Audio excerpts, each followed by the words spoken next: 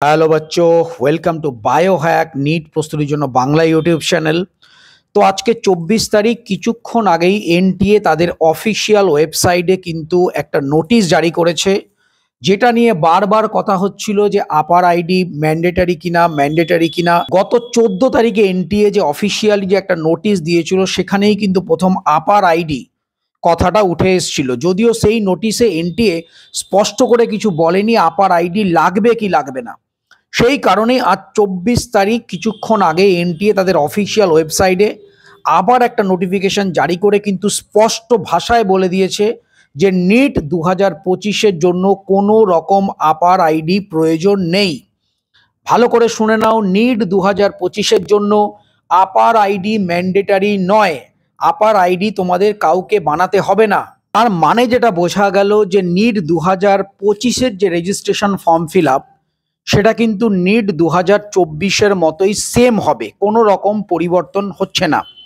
যেহেতু আপার আইডি লাগছে না, তার মানে তোমাদের মেন যে আইডেন্টিটি হিসেবে তোমাদের দিতে হবে আধার কার্ড।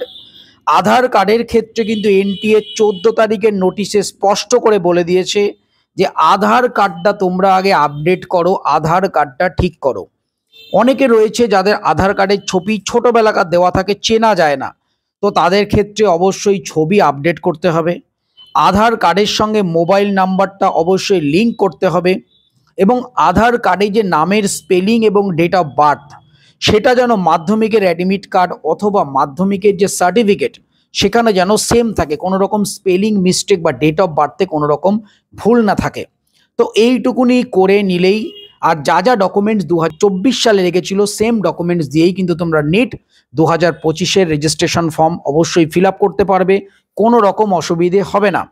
এছাড়াও এনটিএ অফিসিয়াল যে নোটিশ, তার নিচে কিন্তু লিখে দিয়েছে যে এর পরবর্তীকালে এনটিএ তোমাদের গাইড করে দেবে স্টেপ বাই স্টেপ তোমরা কি করে আপার আইডি বানাবে। তার মানে এনটিএ আপার আইডি বানানোর জন্য তোমাদের গাইড করে দেবে। তার মানে এ থেকে আমরা ধারণা নিতে পারি যে অদূর ভবিষ্যতে হয়তো নিটের ফর্ম ফিল আপের জন্য আপার আইডির প্রয়োজন হবে।